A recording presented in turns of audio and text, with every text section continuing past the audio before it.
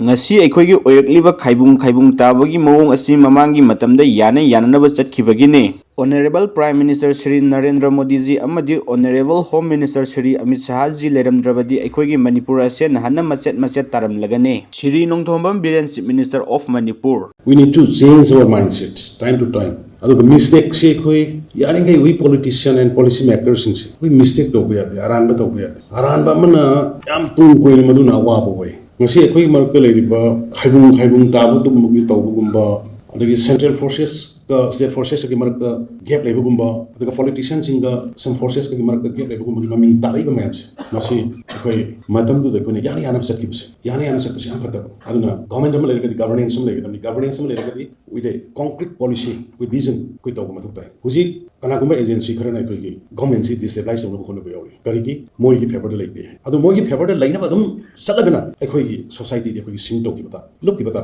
madu ki confrontation ki stage da many people are taking advantage even koi ki elected members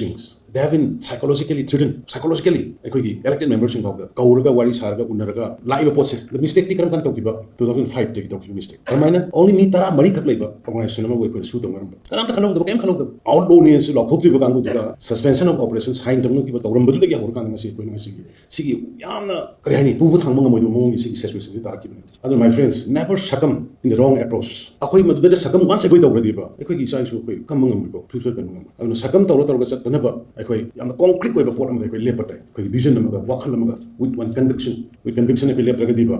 hai gani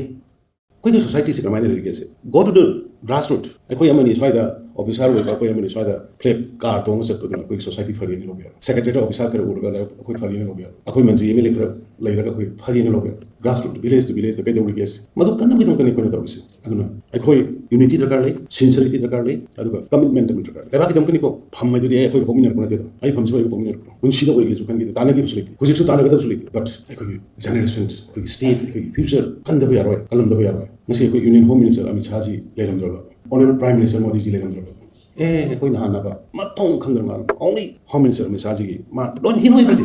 ma di grassroots ki kan adu ma kanam ta ki wata de